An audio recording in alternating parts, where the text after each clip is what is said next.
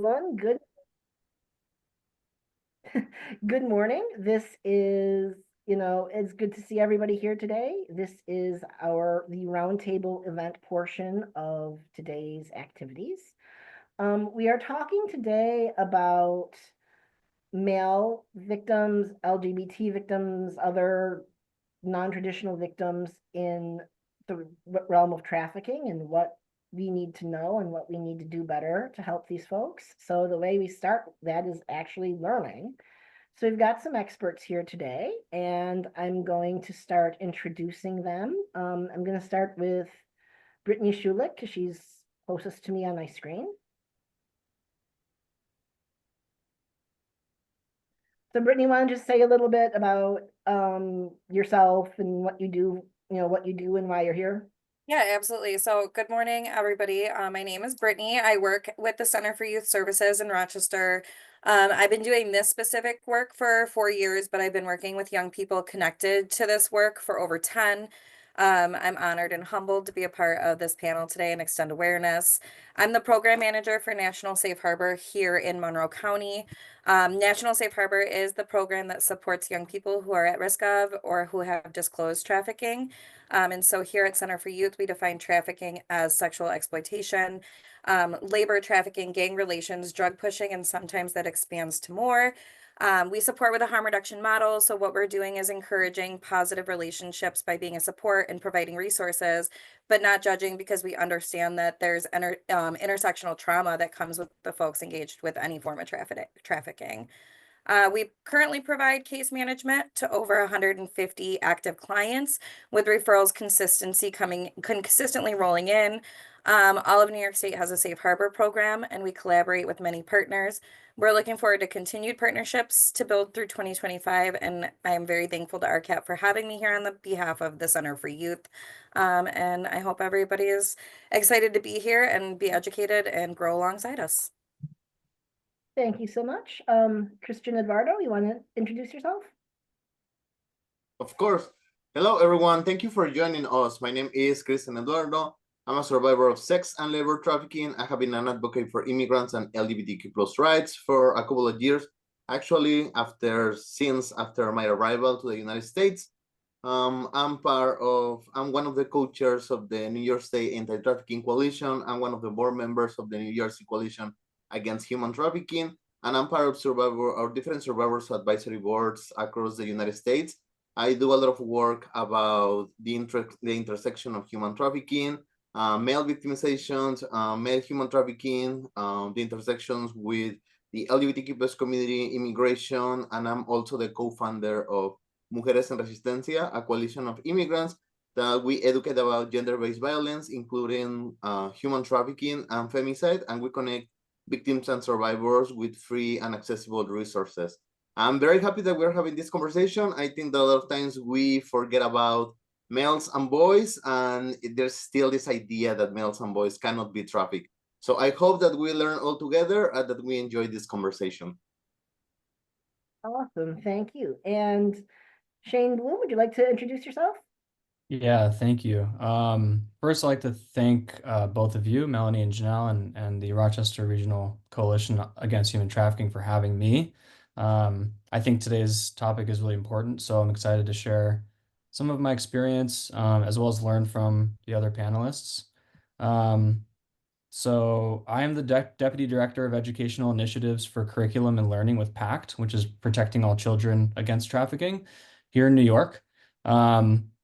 At PACT, we sort of focus on preventing child trafficking through education, advocacy, and legislation. So with my department, to sort of put my role in some context, we're basically focused on educational initiatives through educating youth, parents, and professionals that work with youth.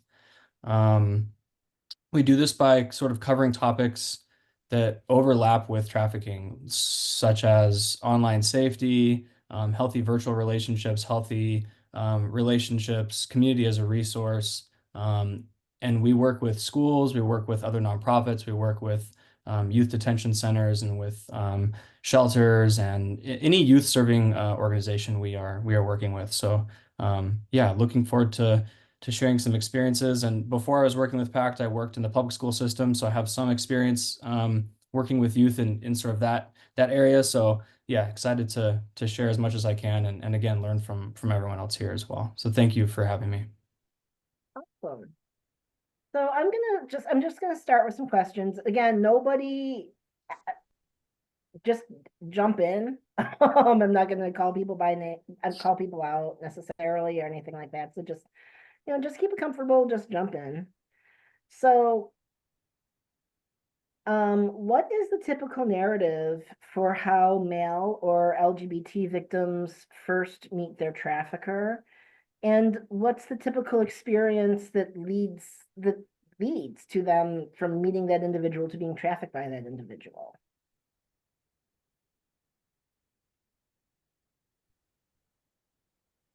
So I'll start with what we see here through the Center for Youth Services.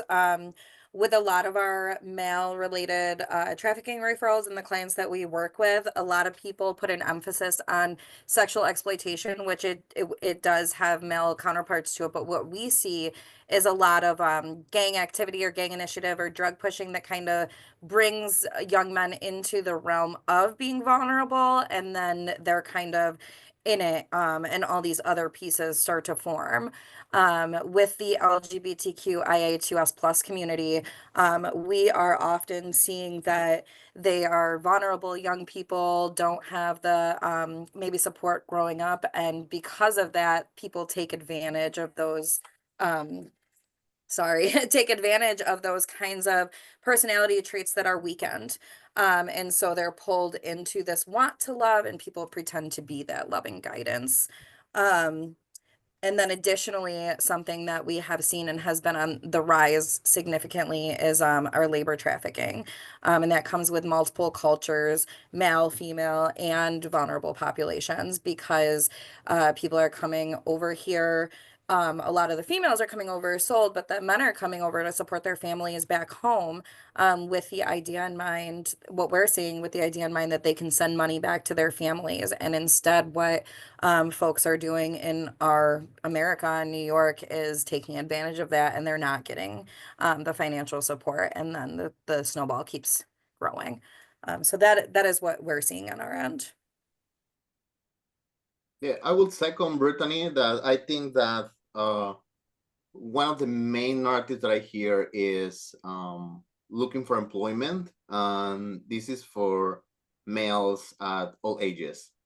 Because in society we have learned that males are the ones who are financially supporting their families. So I have heard cases, even my case started like that, like with this financial component of where can I get work to support my family, even if it's here in the United States or across other parts of the world. And even I have heard it here. I mean, we have had huge cases, but even before knowing Abercrombie and all these cases, I have heard this narrative that very common, like work as a model, especially for youth people, for the LGBTQ plus individuals, like work as a model or work on photography or work on sports. I think that that's a huge one that a lot of times we don't talk about. How even if you just do a quick search about human trafficking cases and coaches, you're gonna find out that is extremely common, and how this idea that males masculinity sports is one of the big narratives that it's used to lure and make vulnerable individuals. Also, one other big part, as Brittany was saying, is that part of labor trafficking. I will just highlight that a lot of times trafficking experience and exploitation experiences started as labor trafficking, and they can move towards sexual exploitation. And this can be for a myriad of components.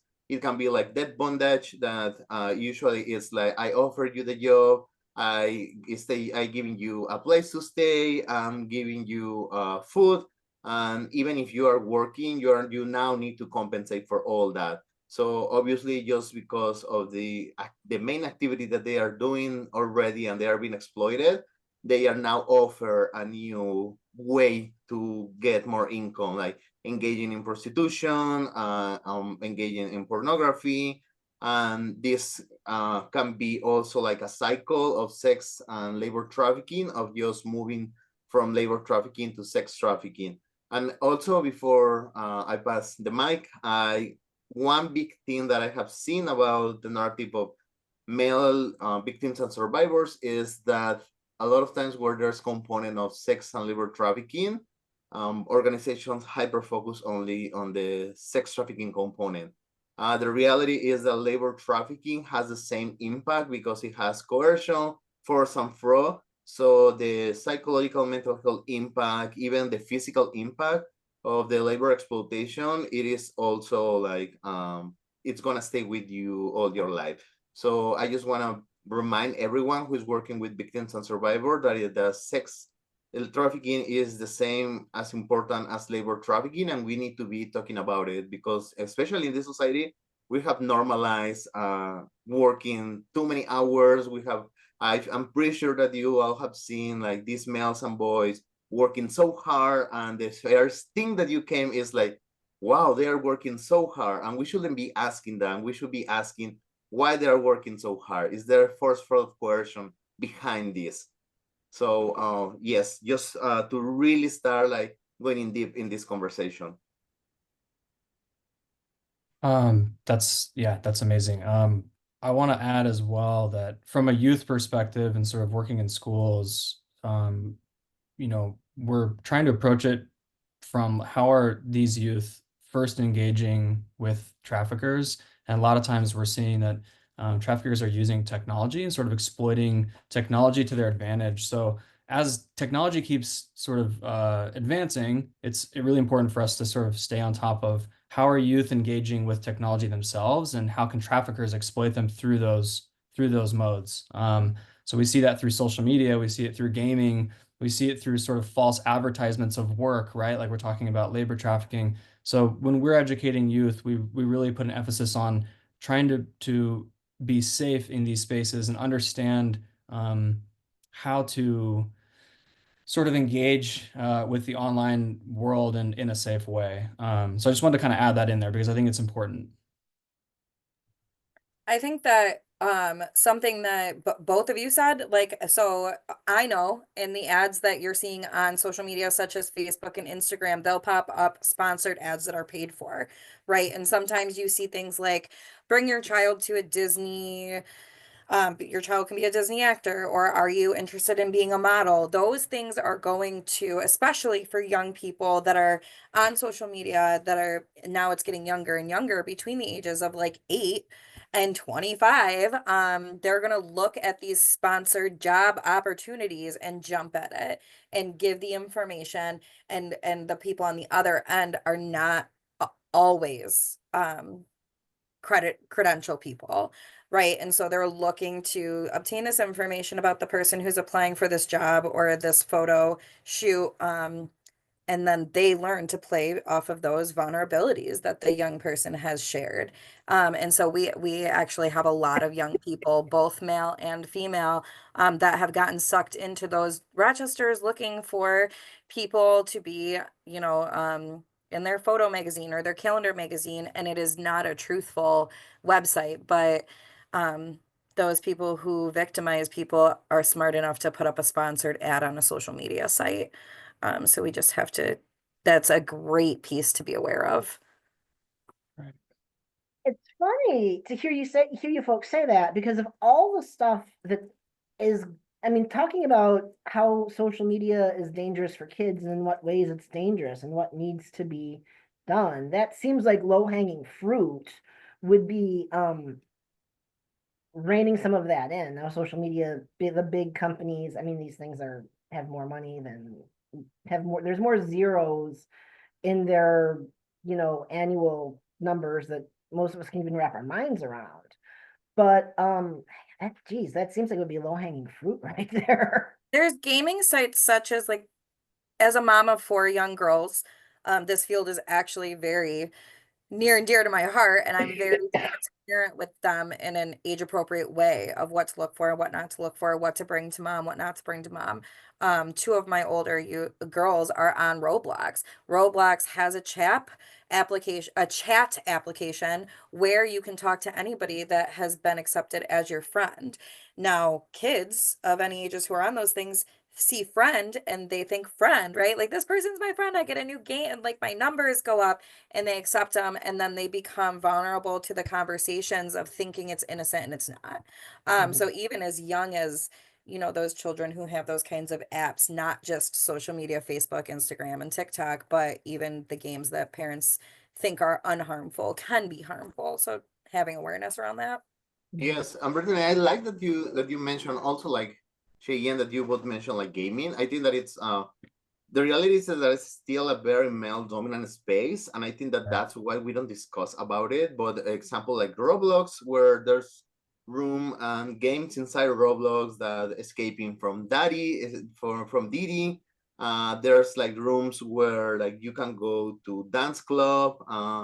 There are games like other games. I don't know if we can get in trouble, but I won't say the names, where like literally you can kill people, that you can kill prostitutes, that you can kill people in prostitution, that normalizes like prostitution, that normalizing like selling drugs, selling arms, and I think that this idea that uh just keep our kids like doing something and you don't care about, like it's very very dangerous. Like kids are accessing games and ideas that it's not appropriate for their age.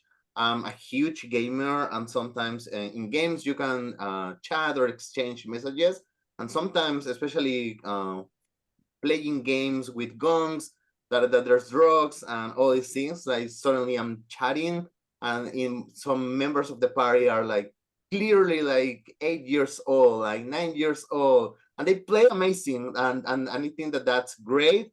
But I'm very concerned when I'm like, okay, this feels weird. Like this game is for adults. Why there are kids joining this game? And it's not to demonize gaming, but I think that parents need to be, if we want to prevent the trafficking of boys, especially, parents need to know about all this, that you can have conversations with totally strangers. And a lot of times in games, there are components that you can buy, or a lot of times there are expansions that you can get. And usually I feel that parents are like, I'm not gonna spend more money on this, I'm not gonna buy you these things, but guess what? Because you are not taking an eye on who they are having conversations with, traffickers a lot of times groom their victims because they are like, I can buy you that. But Right. and it can start with interchanging information, interchanging like personal information, pictures, and things can really escalate until like, let's meet each other one day, let's play at my home. That's a huge one, and I think that we need to start paying more and more attention to all this. Yeah, I agree.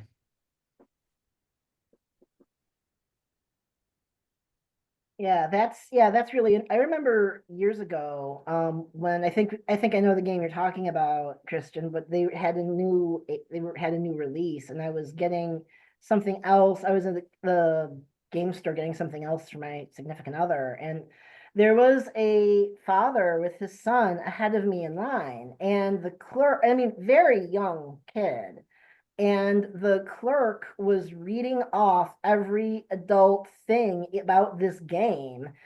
And there was like, so you need to know that there's, depictions of violence, depictions of drug use, depictions of commercial sex, da da da.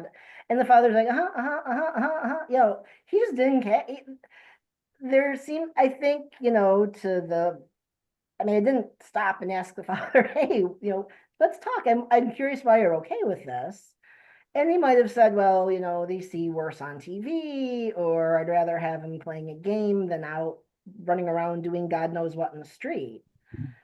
And I get both of those arguments, but yeah, I certainly think this is something we need to talk about a little more.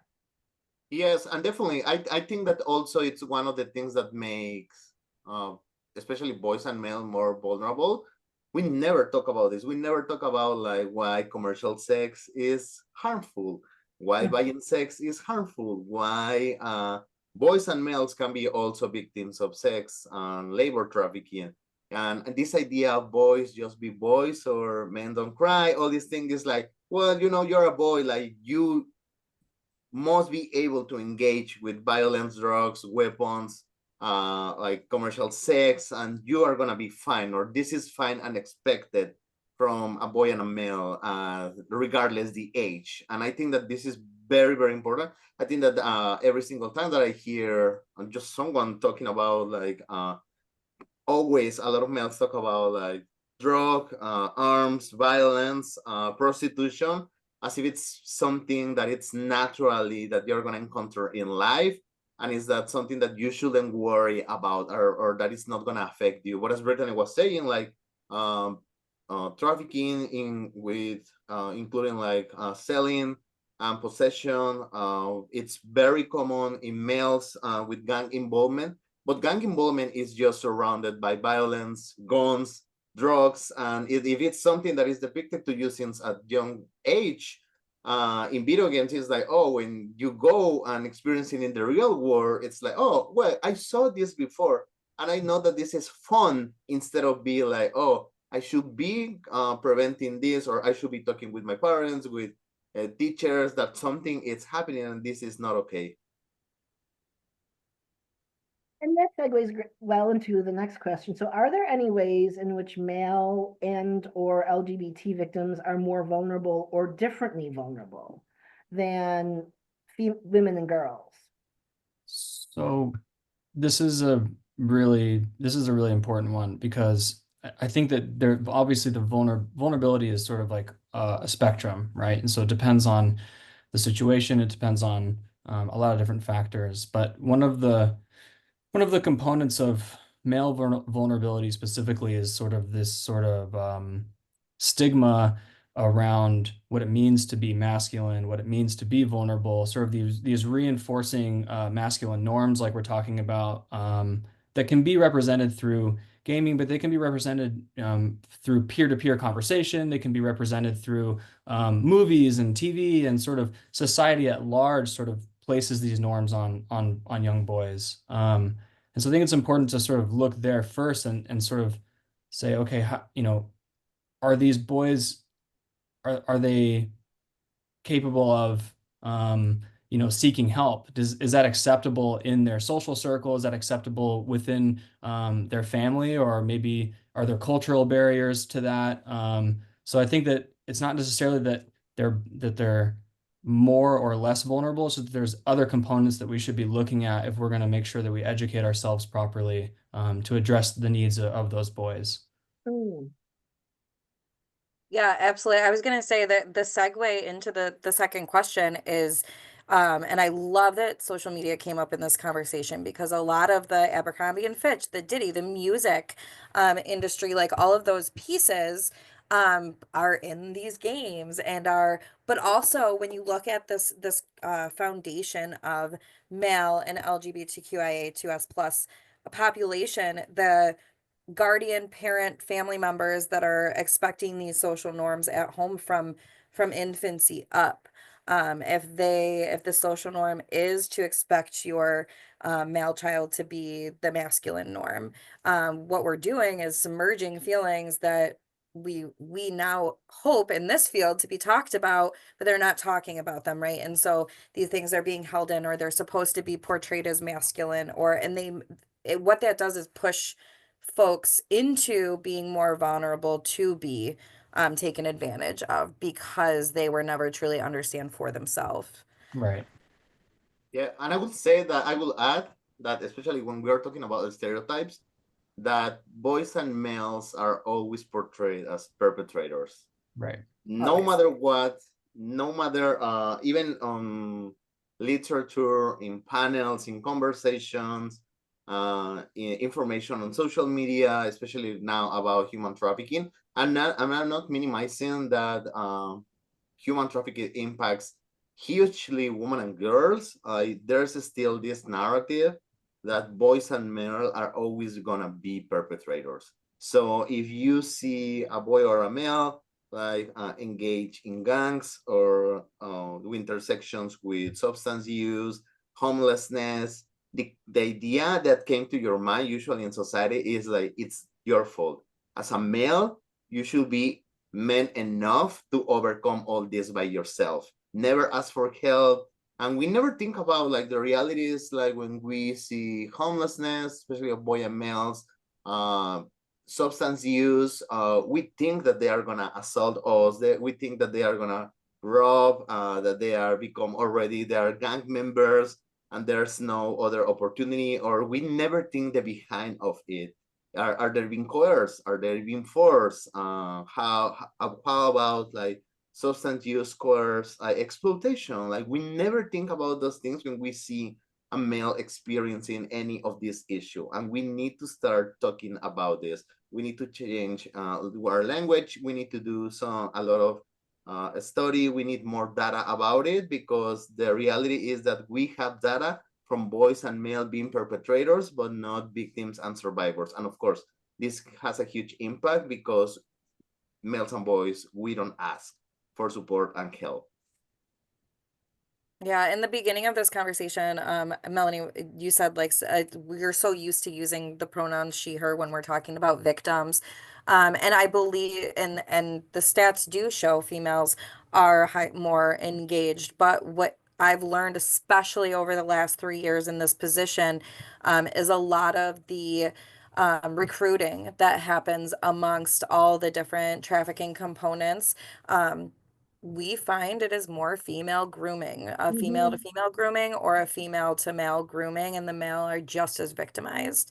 However, when people hear the word trafficking, they are immediately going to use he, him as the pronouns to the person who is being causing these things, and that narrative does have to change. Yeah, I think the last national statistics I saw showed something like a majority of, not by a huge margin, but over 50% of traffickers are female. I mean, which makes perfect sense. If the world is expecting a man, get a woman to do it. I mean, it makes Yeah, perfect sense. It's very I can logical. But I can tell you with our current active clientele here in Monroe County, over half were groomed by a mom, an aunt, or a madam, that approached a young man and that or a young lady, and what they were saying was something that they could link onto. So definitely it is not always the males who are out to get everybody to put into this world of trafficking. It is definitely very equal, if not more. Definitely. And I think that also like this part of grooming of boys and males, it's so normalized. I'm pretty sure that we all have heard conversations like, especially with around youth and people under 18 or 21, that, oh, like, the teacher is hitting on you, or like a female adult is hitting on like young boys, and this is celebrated. And in reality, this is sexual abuse, sexual assault, but it's like, oh, finally you became a man, and all these things. And a lot of times, boys and males cannot recognize that it was sexual assault. And it's so interesting that we're talking about this. There was in Mexico a case that 4 males were sexual abused by a female perpetrator, and by looking on the comments on social media, it was showing like the reality of how we don't believe in boys and males. They were saying like, how come that a female like force them? They are more strong. I'm pretty sure that and there it was just minimizing that it can happen to male and boys. And if we minimize that sexual violence can happen to male and boys, I think that it's way harder to make people understand that human trafficking can happen to male and boys.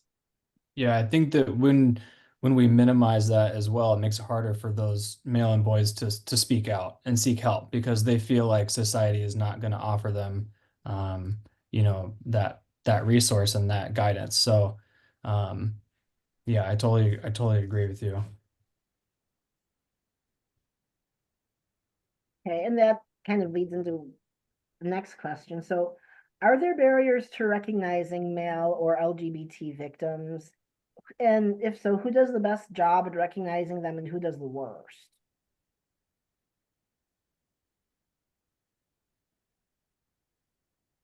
So I think unfortunately the people who do the best job at recognizing them are those who are trying to groom them.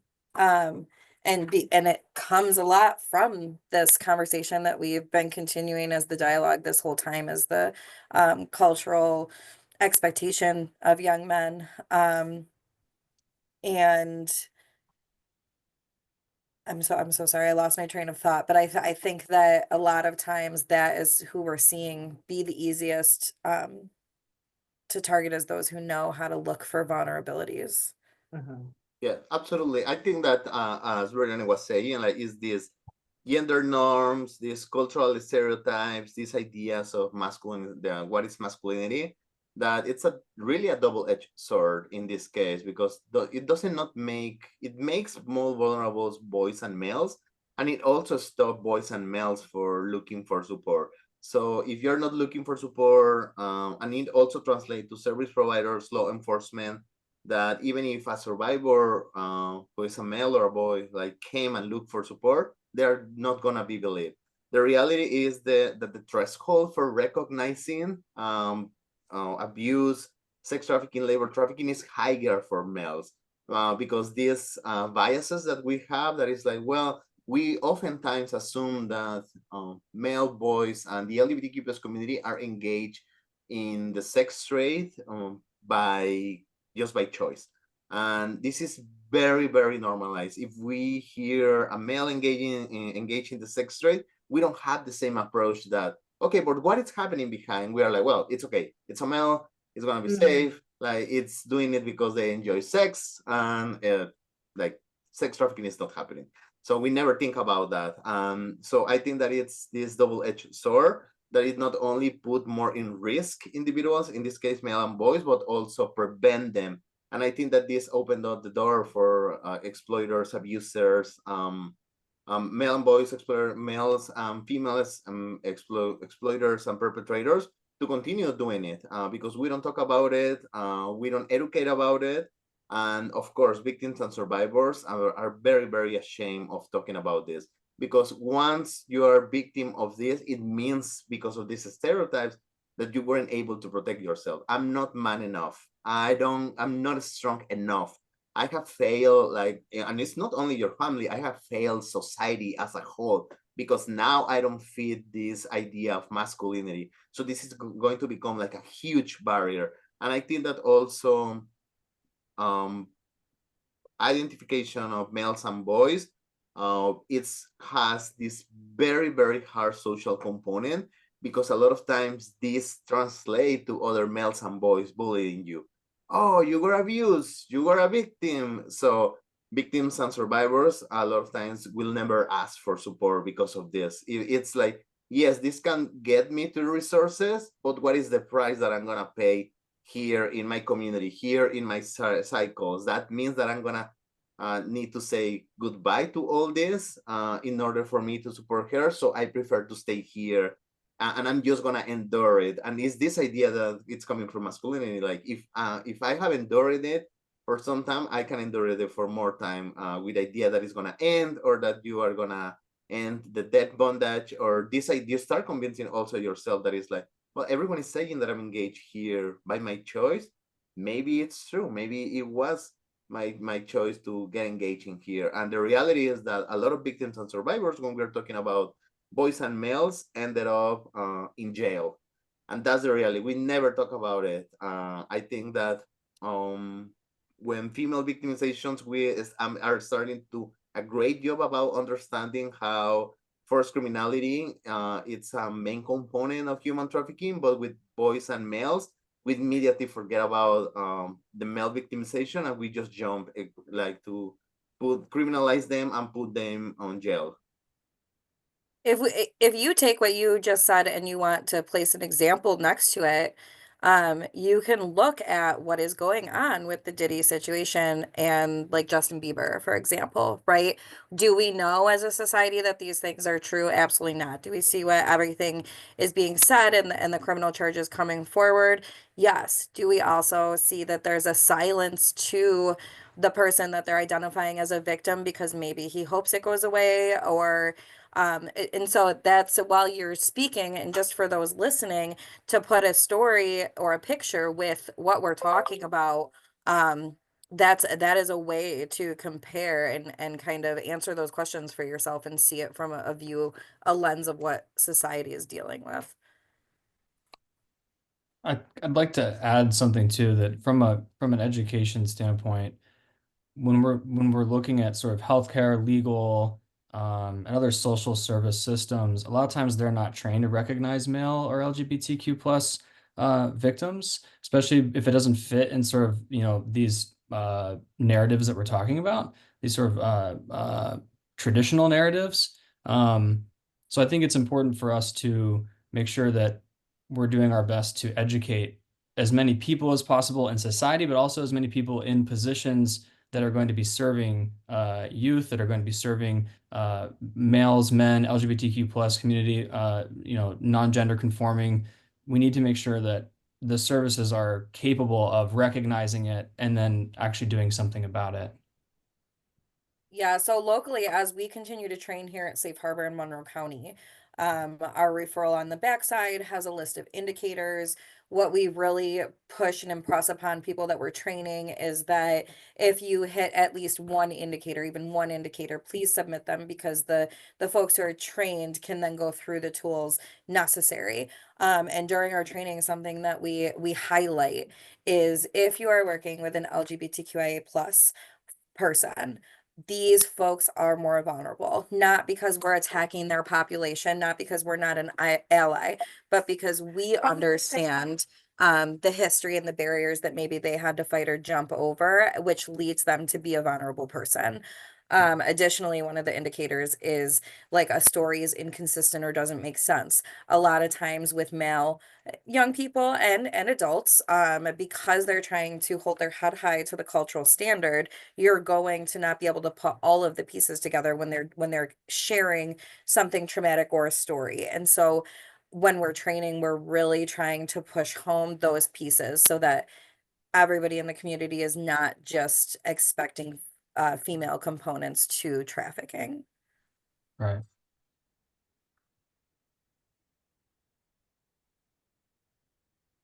Thank you for all that. Yeah, no, I mean, I'm thinking of the various um screens. Like I know in Monroe County we have a human trafficking court, and I don't even know under the circumstances under which they would screen a male victim. I mean, it's just I'm sure the screens work fine, but you have to use them on the right people.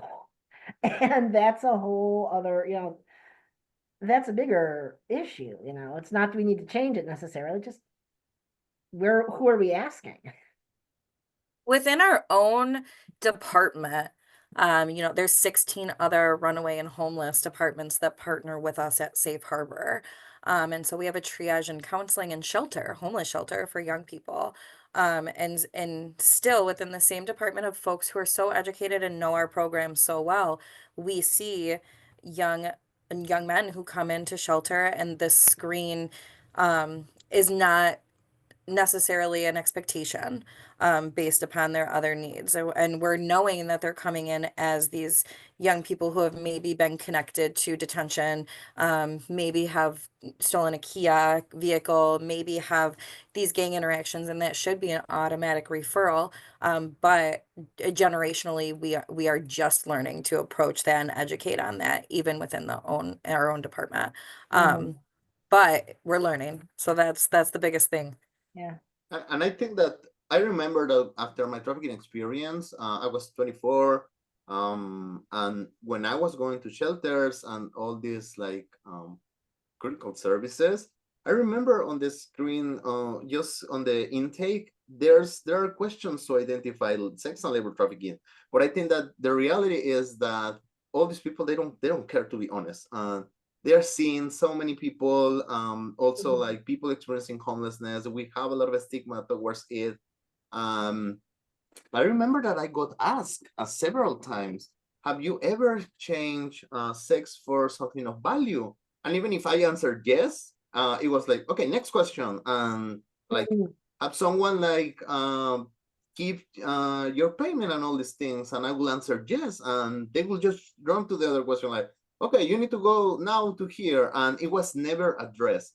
And I think that the other thing that I want to highlight is that, especially with you that have had interactions with the criminal justice system, we need to understand that this is a huge barrier and it really makes them very vulnerable because a lot of programs, they won't accept them. A lot of programs are going to say no. A lot of programs are going to be, well, they have had this interaction, so maybe this uh, boy is problematic, maybe this boy is gonna be a bad influence for other kids.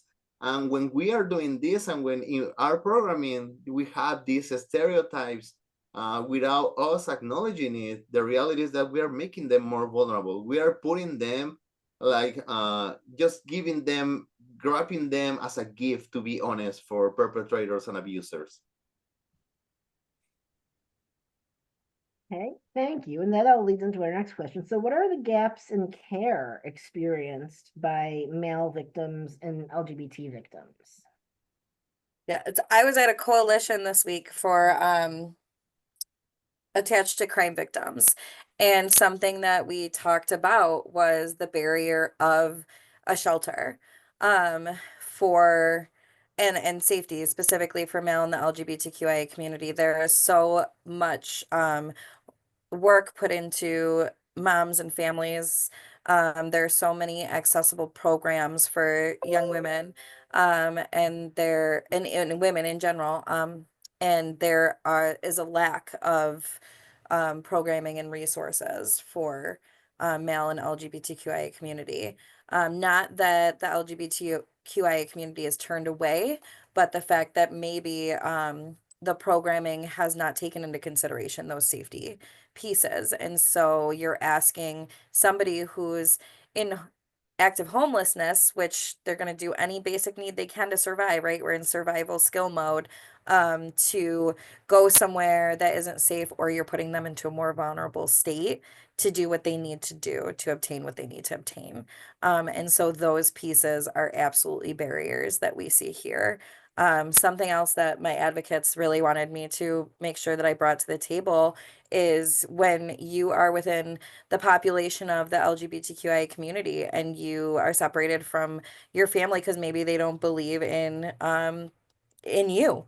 And you are a young person trying to get a job and trying to do things on the books, and you need an identification and a birth certificate and a social security card. You need a parent or guardian signature. And when those things are held against you, you're pushed to have to do things for your survival. So those become a barrier within themselves too. Yeah, I think another aspect of that is just trauma-informed and survivor-informed supports for male and LGBTQ plus victims. Like they might be experiencing different and sort of unique forms of trauma that also don't fit into the traditional narrative of trauma. Like social isolation, LGBTQIA plus individuals typically experience higher levels of social isolation from their peers, especially in school. I've seen this myself working in public school systems. So, it requires a different approach. It requires, you know, different level of support and a different education to be able to provide that support. Yes. I think that when we talk about like gaps of care, I think that we are doing very bad. Very, very bad. And people need to understand this. I remember that, for example, when I was looking for services, I was just sent to, especially the housing, I was just sent to a male general shelter. To be honest, it was one of the worst experiences that I had ever had. Like, there's violence, there's homophobia, and especially coming out of sexual or labor exploitation, where there's coercion, where you're experiencing trauma. of course, it's not a safe space just to send boys and males to general shelters. We don't have human trafficking specific housing services for boys and males. This is something that maybe in New York, I know there's just one housing program that is doing it, but other than that, there's no specific human trafficking services for boys and males. And people, I don't know if people don't think about this, but sending someone who was just is coming out of a sex or labor situation, trafficking exploit situation, you put them in high risk by sending them to a male general shelter. What if there are recruiters there? What if there are more exploiters there? So you just move a victim or a survivor to one space to another to put them on high risk. And we need to really think about this, how as service providers, how as everyone who is just doing referrals without being mindful and having this trauma-informed approach, like in reality, we are just harming individuals. We need to advocate for more services, specifically services for human trafficking for boys and males. And also one big thing that I have seen is that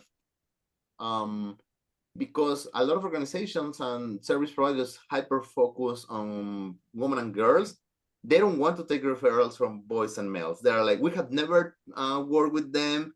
We don't know how to approach them. And the same happened with the LGBTQ plus community.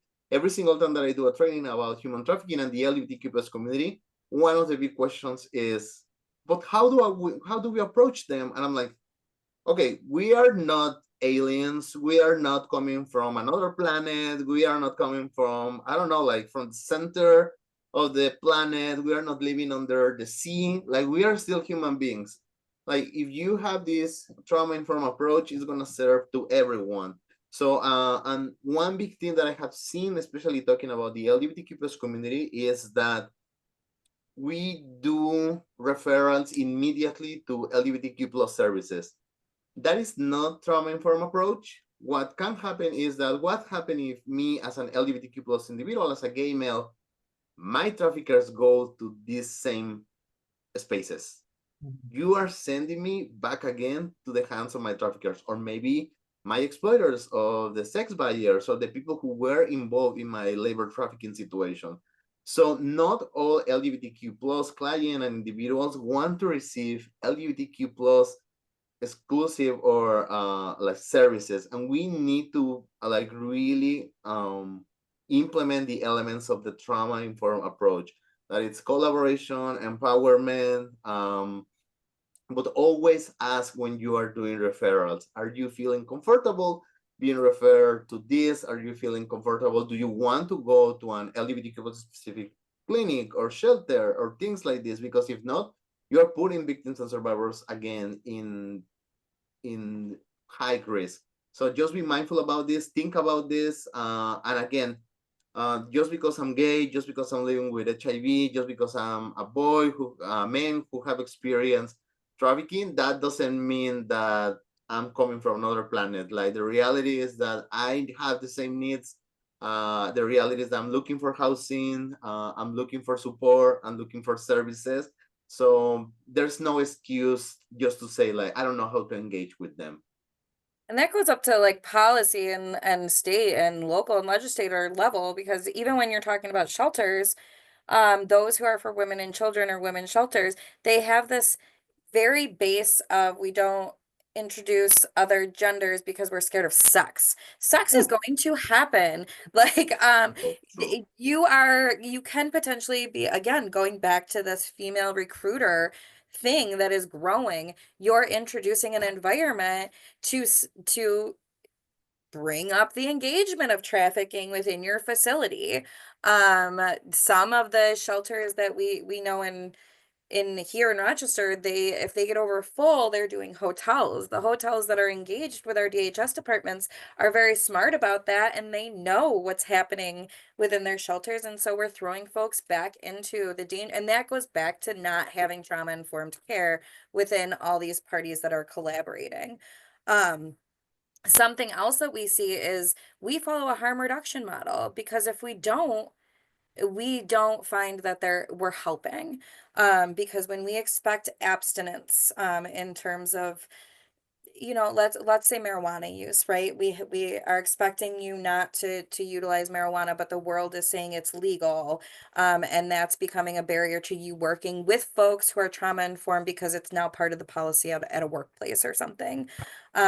What we do, and another example with like our trafficked victims who are street working, and we know that they're street working, and we ask, why are you doing such? And maybe it's tonight they're going to work because they have no groceries in their home and they have a child at home. So instead of telling you, I'm not going to work with you because this is the work that you do and you're not talking to me about stopping, I'm going to say, hey, we have a couple gift cards donated. I can maybe get you $100 for Wegmans. Can I give you that so you can have a night off and your child can be safe and maybe not be exposed to it? And so a lot of places have not switched from the abstinence to a harm reduction model, and that can be a barrier, but that can also go back to like a local state policy level because that may be what's expected because they're not trauma informed. And kind of the way I look at this, because I've done homeless outreach before, including with trafficking victims and not with non-trafficking victims, but I think part of it is we have such a low opinion of homelessness, of homeless people in our country, that it's like, well, anything at all is better than nothing, and you better be accepting of it. And so we have shelters that are awful, and people don't use them, and we're shocked and surprised and angry. And well, like, okay, well, some of the things we need, let's try rethinking this whole entire model of how we do things, because yeah, you're making people unsafe in multiple levels. The way we fund shelters is ridiculous. So no one wants to have a bed unless they know it's going to be filled 365 days a year.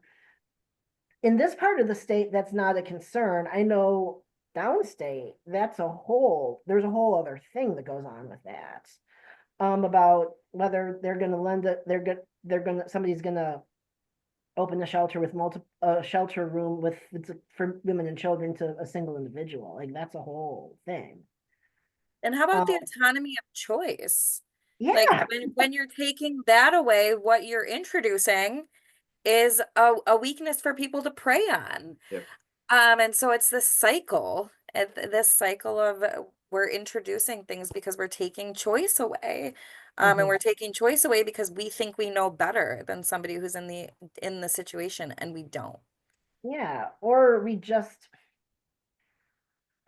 don't really want to help. We just want to feel better. We don't really want to help these people. We just are tired of them panhandling all the time when we're walking, when we're walking to work or whatnot.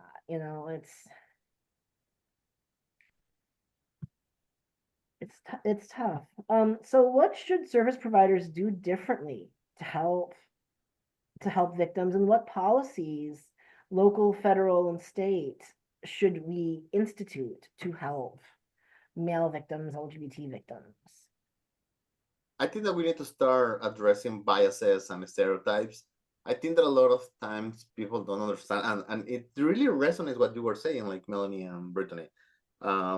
People bring their own ideas to the workplace. It's like, oh, I think bad about homeless people. I think bad about boys engaging in gangs. I think bad about, or I don't want to help people who are having substance use issues. And that's not your work. Like, your work as a service provider is give support, provide care, and have this trauma-informed approach. It's not pick and select. And I have seen this like so many times around the LGBTQ plus individuals, how we have these ideas that God created woman and men, and it's like you are like against this, or like you need to belong to this religion to receive services, or like I cannot give services because your pronouns is they them, or like for boys, like, oh, I cannot give you services because and I think that this is really about policies, because you are substance use, as Brittany was saying, like it's nonsense, to be honest, to force someone to stop just like cold turkey substance use. And especially when we are talking about human trafficking, I think that we need to acknowledge that that's not going to happen. And even individuals who are engaged in the sex trade and that they are potential or are in high risk of sex trafficking, relapse, it's very common. And not because of that, we're going to stop giving them services. And we need to acknowledge that if we are really trauma informed, we need to also, something that Cheyn was saying, that trauma doesn't show up in everyone as just crying, just asking for help, like being isolated. Trauma also shows like being aggressive, being physically, verbally aggressive. Why? Because it's your way of protect yourself. The only thing that you want is protect yourself. And I see this in boys and males that because this idea of masculinity, it's aggression, aggression is violence. Like that's why we don't have services for male, because like it's too hard to deal. They are aggressive. They are always having conflicts, even from boys that are experiencing homelessness. Or you see, they are not grateful for the services that they are receiving. But what about if we have this trauma-informed approach and we are like, wait, actually what is happening here is that this fight or flight mode that it's right now. And why? It's because we are triggering them, we are activating them with our approaches, how we are telling them what to do. And we need to be able to recognize all these things. We need to give education about male victimization, how trauma like show ups in victims, how and really to understand that males and boys also experience violence, abuse, and trauma. I think that we, as a lot of service providers, cannot grasp this idea, and we need to start changing that. Yeah, I think being brave, like in general, what we're doing here, the people who agreed to be on the panel to speak out is bravery. You're attempting to make a change in education. Cheyn works in the educational department with parents as partners and with young people, and that was always a no-no. Like, I think that, and then all of these things, so when you look to the TV and the Diddy case again, and the Abercrombie and Fitch case, the legislators and law enforcers are finally being brave enough to come down on people who are doing these things. Now, is it going to make a change immediately? No, but a little trickle at a time. One of my favorite things to say is I work with young people because you can plant a seed and a seed can grow in various different ways and they can come back to what they have learned. And I think that this panel is doing the same thing. The more that we train is doing the same thing. The more that like we pop this up on YouTube and maybe a local legislator sees it and hears our roundtable conversation and says, I didn't think about that. That maybe let me bring this back to my team. Like that is what's going to make changes to continue to spread the education and awareness while offering support and resources. So being brave to follow what I think we all have in our hearts.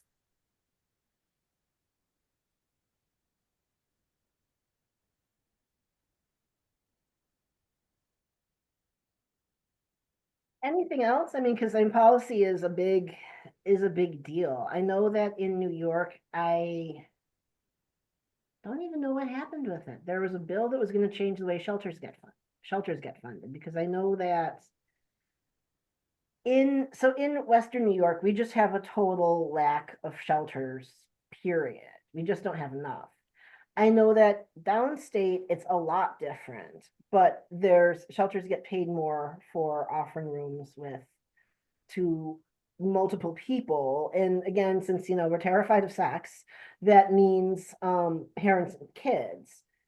So they know there was a piece of legislation that was looking to change that reimbursement rate. I don't even know what happened with it. If anything, I think it passed both houses and it was waiting to die on Hochul's desk. I don't quote me at that. I don't remember exactly how that shook out. But when I was being taught about that, I'm like, wow, that is just not something I ever think of. It's just not something we even know about, and it's also one of those things where things are just so different in one end of the state than in the other end of the state that it just didn't even. It's not. It's a different kind of issue here. Yeah, and now that you're talking about policies and legislation, I think that I have seen that a lot of service providers, like on shelters, family justice centers, a lot of times, people who distribute, or organizations that distribute like food, clothing, um, mental health, like medical care, LGBTQ plus care, like they are not training human trafficking. They don't have an idea about what is human trafficking, just maybe the moving taken. I'm not kidding. A lot of individuals that are interacting with people on high risk, or that are potential victims of human trafficking, they don't have an idea about what is human trafficking.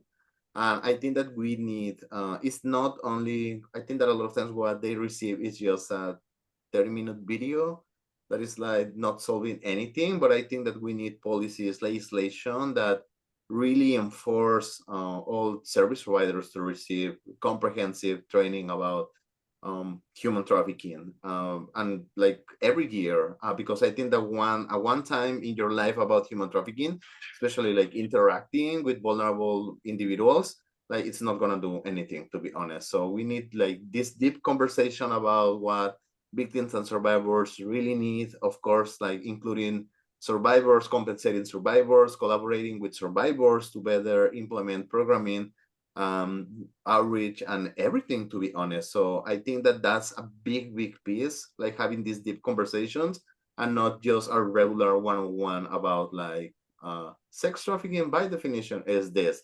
No, what it really looks like in our communities, what you're gonna really encounter out there, and how you can better support. I think Yeah. sometimes people don't know what like potential laws are coming up the pipeline either and being discussed and talked about. Something that we do here at the center is we will go to Albany depending on what bill is being discussed. And so we've been there for homelessness, and we've been there for an LGBTQIA. We bring the youth and peers and even their family parties if they would like with us. And we march and we advocate and we hope to get to those folks who have a say in the law, and just utilize our voice the best way that we can. But a lot of times I will see like a snippet on maybe like my social worker page on Facebook that everybody doesn't have access to, that's like, this is the bill that's being discussed. Does anybody know how to get to it? And I was not even educated on it, and I feel like I'm a very well informed person in this field. So I don't know how to make that change, but I know that when things are more well informed, that we have the potential to advocate for them and bring the people living the experience to advocate to. Yeah, I want to add something too, because this discussion is about sort of how we're going to change narratives, right? Around male and LGBTQ plus victimization. And so part of that is prevention. And so with PACT, we focus on prevention work rather than trying to help after the fact. We want to try to prevent it entirely. And so when we're talking about legislation, there's sort of an opportunity at the state level to mandate trafficking, anti-trafficking training in schools.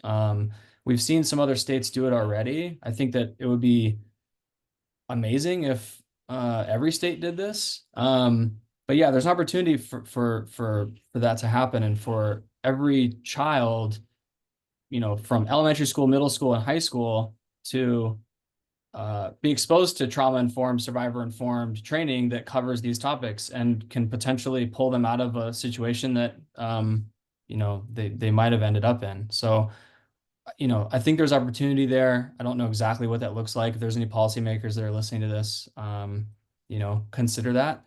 But yeah, from our perspective, from the education perspective with youth, we're doing everything we can to prevent trafficking. And so if we can somehow work with policymakers on having some service providers go into schools and educate youth, educate parents, educate staff, I think that can make a huge difference, not only for male and LGBT LGBTQ plus victims, but for anyone that might be susceptible to trafficking. So Jane, that's so important. That goes right back to our barriers. Something that we're doing in Monroe County is consistently reaching out to our high schools and middle schools and trying to get in there. Even our elementary school social workers, counselors, and administration team to be aware of indicators from the family, and it's to put these preventative things in place.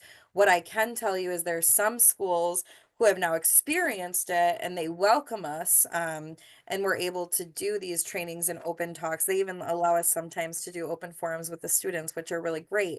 But I can tell you in the suburbs that step outside of our Rochester area, when we're really trying to get into there, it is a barrier. It is a stigma. It is, you are not coming into my school to talk about trafficking of and sex.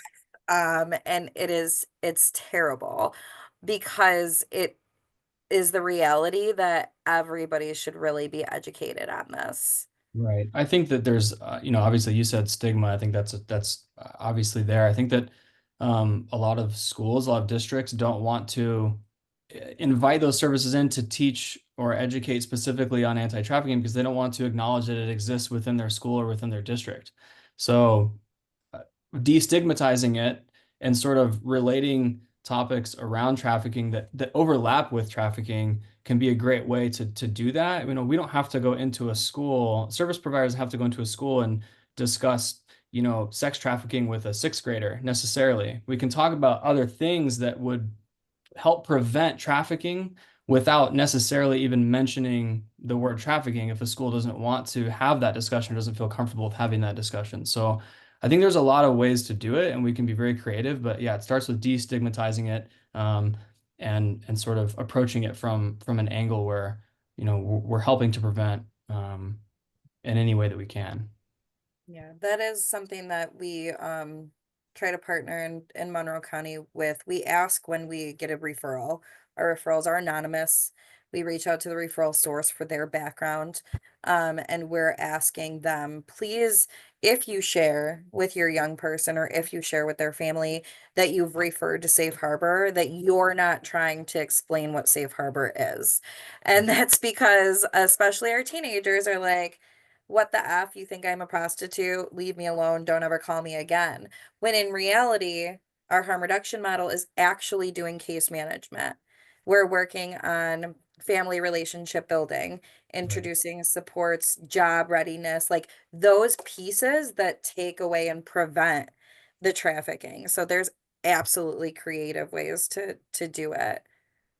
Yeah, we're doing sort of the same thing, approaching it through the lens of, what is a healthy relationship? What does that look like? And how, what are your rights in the workplace as a youth, as a 16-year-old, 17-year-old? I mean, there's a lot of migrant youth right now in New York City who are living in shelters and who are part of the New York City public school system. And we talked about sort of the lack of care already. We talked about the stigma around someone living in a migrant shelter. So, how can we approach those vulnerable young people and make sure that they are safe? So yeah, I totally agree. Thank you for the work that you're doing because it's really important. Yeah, you too. I'm excited for this meeting to collaborate and partner with you guys after. So Perfect. No, and Brittany, you remind me of because I think that a lot of times we think that it is not possible to have this harm reduction approach, and there are so many limitations with grants, where the money is coming from, and all these things. I just want to highlight that, for example, in New York City, there is a center called the Empower Center that provides holistic services for people who are engaged in prostitution. Like, regardless how they self-identify, because I see that one of the big barriers that we have as human trafficking service providers and all other organizations is that you must be identified or self-identify as victim of human trafficking. If not, you cannot receive services. And I think that that's a huge gap that we have. But in New York, we have this called the Empower Center, and it provides this part of prevention, this part of harm reduction. Like, even if you are currently engaged in the sex trade, you can receive services like medical care, mental health, job readiness, case management, and it is possible. It is happening already here in New York City. So I would really encourage everyone like to start thinking outside the box, or especially when budgeting and thinking about like restrictions and all these things. Like it is possible to give services to everyone, because the reality is that even people who are currently engaged on prostitution in the sex trade, like we need to stop thinking about like they are doing it because they want. We need to start thinking from a trauma-informed approach and really give supports and services for all those that are in need. That is the goal of Safe Harbor in New York. So for anybody that's in different areas outside of my own, there is a Safe Harbor advocate in every single sector of New York. There is a phone number to reach them. That's the goal, is harm reduction, empowerment, case management, like prevention idea. And so if you need to reach out for that information, or you're looking for somebody that you know may not identify, but maybe taking a journey that could lead that way, please Google quick your local Safe Harbor advocate, because that's what we do. Cheyn, just something you were talking about 2 years ago when we did this roundtable, we were talking about the K through 12 sexuality education bill that had been proposed. Have you had a chance to look at that, or? I have not. Because let me tell you, that's a bill that could use friends right now, because it is actually sponsored by one of our local lawmakers who is at the proclamation piece before this. But it's, oh my goodness, it's one of those pieces of legislation that you have a conversation about it with people, and people think, oh yeah, this is a great idea. Because like you were saying, it's a way to, you don't want to come in and talk to kindergartners about sex trafficking necessarily, but you can go in and talk to kindergartners about good, healthy relationships. And you can keep that conversation going for a long time, Right. until it gets, you get to actual nuances that are not age appropriate and necessary. But people think that's a great idea, but oh my gosh, you just slapped the word sex on it. And people lose their minds. Right. Yeah, that's a difficulty, not only here in New York, but in many states. Even mentioning LGBTQ plus within curriculum is not acceptable in many states. So it's difficult to work with those school districts that might actually need those services, but there are laws and policy that prevent that from happening. So yeah, I think I'll take a look at the K through 12 sexuality bill. But yeah, I think that there's so much work to be done. Yeah, absolutely. So last question for the afternoon here, is people who educate about human trafficking and inspire others to talk about it. How should we change our narratives to get this right for LGBT victims, male victims, labor trafficking victims, just everyone else we don't talk about? I'd like to start this one if that's all right with everyone else. I think, first and foremost is, like we've been talking about, is changing the narrative, not only to include all genders, but also specifically for young males, to incorporate healthy masculinity frameworks, because this isn't going to just help prevent trafficking. It's going to help prevent young males from becoming incarcerated, from living in more isolation, maybe succumbing to substance abuse, all the things that culminate and then add to more vulnerability and susceptibility to trafficking. Like Cristian had said earlier, it's a vicious cycle. And so I think that we need to really focus on shifting the narrative. We need to really focus on giving young males some sort of healthy masculinity frameworks, whether that's in schools or through social programs or however we can. I just think that needs to be a focus.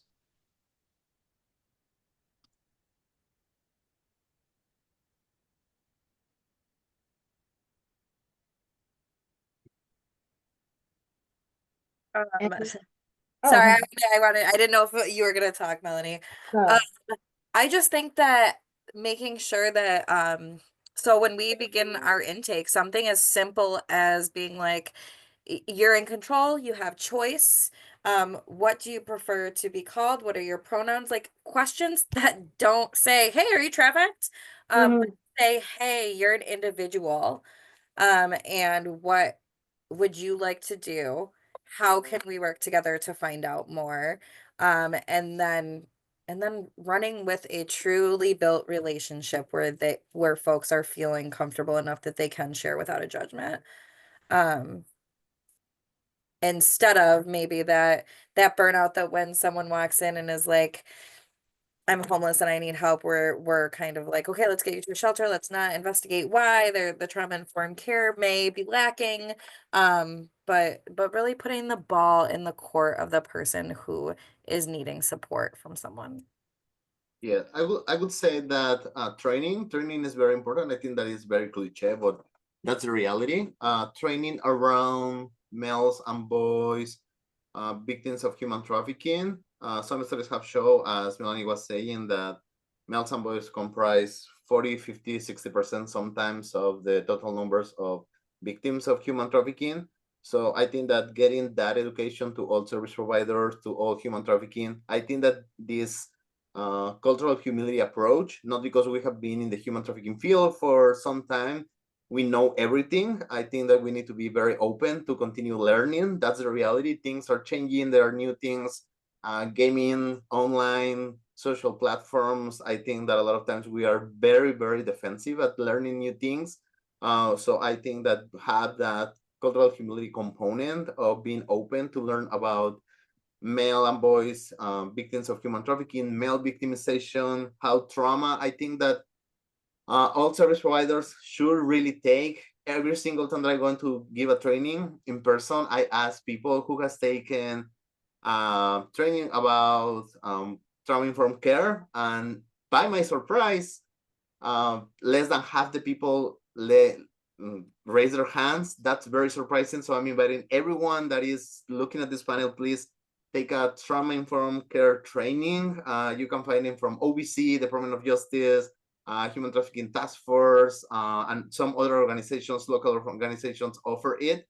It's a must if you're interacting with vulnerable in communities, especially if you're interacting with potential victims as survivors of human trafficking. The other piece is like include and work alongside survivors for developing programs, to developing outreach, to developing material, to developing educational training material. Partner with survivors is one of the big things that it's happening. Of course, compensate them. And lastly, support policies and legislation. For everyone that is not aware, there is a bill that is going to impact New York State that is called the Sex Trade Survivors Act. That is about the equality model, and one of the main components actually is to increase services for all individuals who are in the sex trade. So I think that knowing, as Brittany was saying, like getting engaged about like what human trafficking legislations are happening in New York State, I think that is one big change that we can do. And just start talking about that and believing that LGBTQ plus individuals, male boys, can be trafficked too and are being trafficked.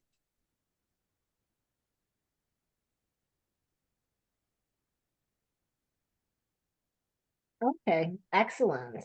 Well, thank you guys for thank you for your time. Thanks for talking about this. This was a really good conversation. I'm really glad we were able to have it.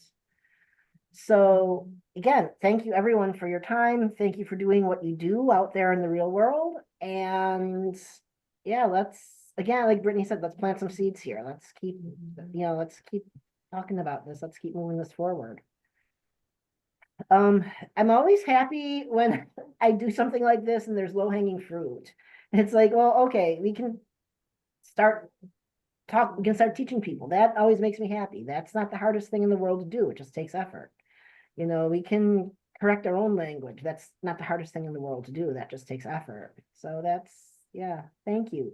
Thank you folks so much. Thank you so much. Take Yes, care. thank you so much for having us. Yeah, no problem. Thank you all. Really appreciate it. It was really nice. Yep. Bye, you guys. Thank you. Yep. Bye.